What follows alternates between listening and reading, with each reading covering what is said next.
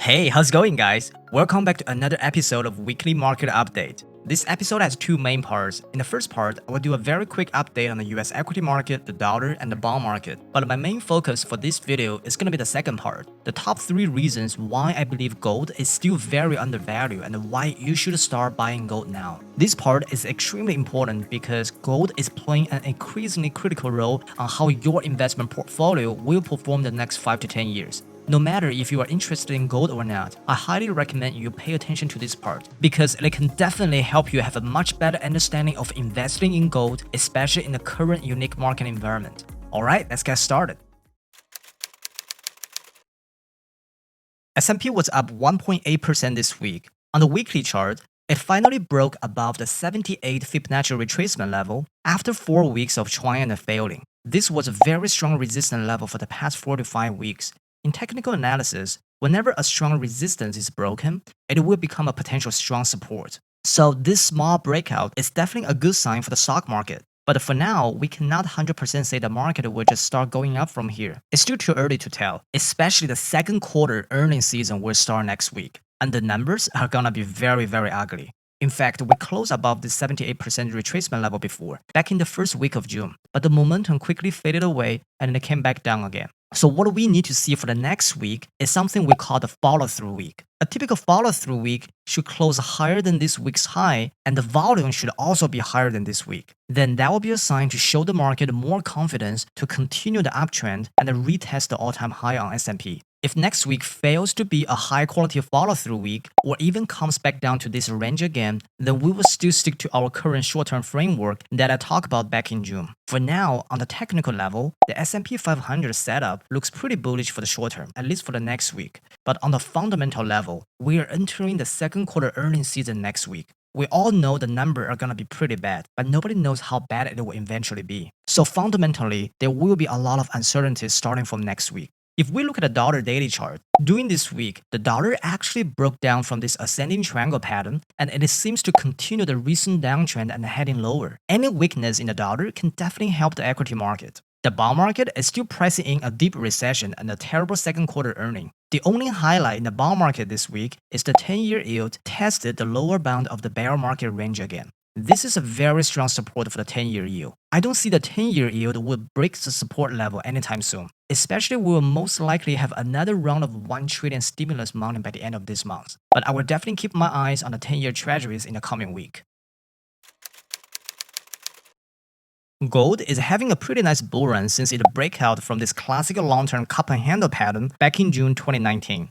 It went up 35% in 12 months. For a safe hedging asset with extremely low volatility, a 35% in 12 months is a pretty crazy return. A lot of investors have been asking if it is already too late to buy gold. Is gold too expensive? Especially if we look at most recently, gold had another very strong breakout from this ascending triangle pattern 2 weeks ago and just went straight up. So I want to spend the rest of this video to do a very detailed analysis on gold for you guys, especially for those of you who do not have any gold in your portfolio yet. It is not too late to buy gold. The gold party is not over yet. In fact, this could be just the beginning. And here are my top 3 reasons why I believe gold is still extremely undervalued. Reason number 1, from a macro perspective, we are entering a new decade with an extremely low or even negative real interest rate environment.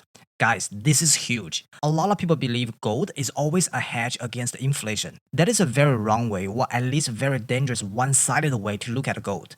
The real biggest factor that determines gold price is the market real interest rate. What is market real interest rate? Simply put, it is the inflation-adjusted risk-free market return. Those Wall Street pros often call it the real rate. The formula to calculate the real rate is pretty easy. You use the 10-year treasury yield minus the inflation rate, then you get the real rate. As you can see in this chart, when the real rate goes up, gold price will crash. When the real rate goes lower, gold will go up. Two of them tend to be inversely correlated to each other. So you probably want to ask how this real interest rate becomes the biggest factor for gold price. Isn't a gold supposed to be perfect hedge for inflation? Let me show you guys 2 examples. Back in the 1980s, the inflation rate was around 5%. That is an insanely high number. That is 150% higher than the Federal Reserve annual target of 2%. Basically, it means that your money was losing 5% of its value every single year. So theoretically, it should be a very bullish environment for gold, right?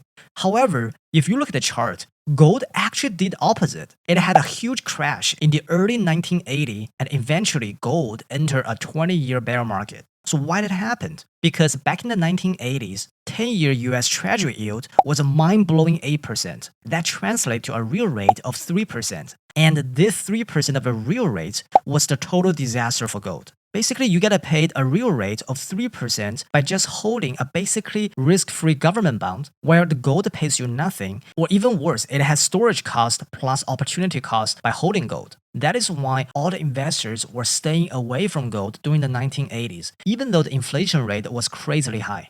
The second example is pretty recent, 2019 to 2020, before the COVID crisis. The inflation rate before the COVID crisis was around 2%, very close to the Federal Reserve's annual target. Nothing crazy, definitely much lower than 5% back in the 80s, but the problem is that the 10-year US Treasury yield in 2019 was only traded around 1%. That drags the real rate to the negative territory, which was the minus 1% as the real rate. And a negative real rate is extremely bullish for gold because when everything in the market doesn't pay you, a safe asset as the store of value like gold is the only way to get paid in such a market with so much uncertainty. That is why we're seeing this crazy bull run in the gold market from the early 2019. So now you understand that the real factor that moves the gold price is not inflation, it's the real interest rate in the market. The most bearish case for gold is when the treasury yield is high and the inflation is low, because the real rate can be at its highest, and that can be the worst time to own gold. On the other hand, the most bullish macro environment for gold is when the US treasury yield is low and the inflation rate is high, because the real rate in such an environment can be extremely low or even negative, and that is definitely the best time for gold investors. Moving forward in the coming 5 to 10 years from 2020 to 2030, we're definitely most likely entering the second case scenario, where the government treasury yield will still remain extremely low and we will have a series of stagflation economy, which means an inflationary recession. And with that, you just cannot ask for a better macro environment to buy gold than now.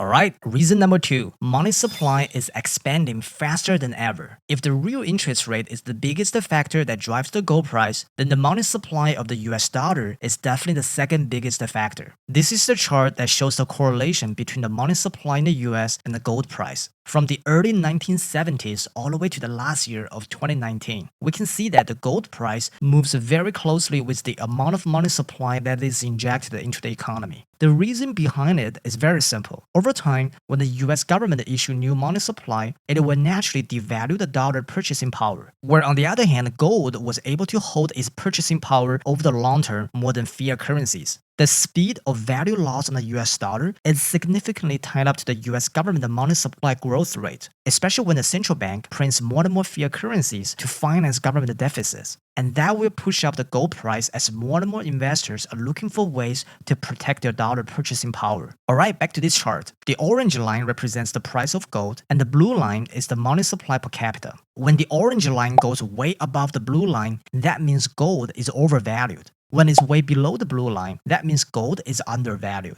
Remember, this chart ends on the first day of 2020, which was before the COVID-19 crisis and before the government printed the $7 trillion into the economy. So by the end of this year, when the new final data came out of 2020, we can definitely expect the blue line will shoot up to a much higher level and match faster than the gold price increase. And that will leave the gold way below the blue line and remain very undervalued. On January 21st, Ray Dalio famously said on CNBC that cash is trash and encouraged investors to own at least 5% of the gold in their portfolio. I saw a lot of people make fun of him and even criticize his opinion on cash. But now, 5 months later, by the end of June, every single major currency in the world has devalued more than 10% against gold. The US dollar lost 13% of its value in 5 months. And the worst is the British pounds, lost almost 20%. The reason behind it is very simple.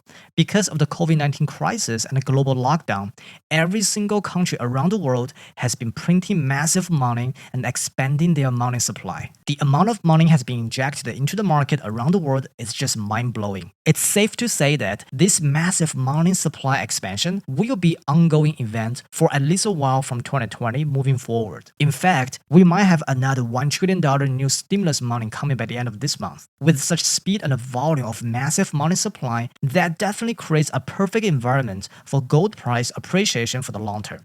Reason number 3. The strong momentum of gold is slowly taking over the stock market. Since mid-2018, S&P 500 has been a choppy up and down swings. It seems like the stock market is still going up, but that is measured in terms of US dollars. If we compare the stock market with gold, use the S&P 500 to gold ratio, we can see that the stock market is actually in a downtrend. We can definitely all agree that the current stock market is completely moving from the economic reality, and most of the companies are extremely overpriced at the moment by both Federal Reserve and the retail traders. But on the other hand, gold still remains undervalued and extremely underowned without much public attention. So in other words, if the stock market is priced in gold instead of dollars, then the current downtrend will most likely continue. We can also flip around and show you guys how gold market momentum is slowly taking over the stock market momentum. Alright, this is my favorite chart. This is the chart of gold to S&P 500 ratio.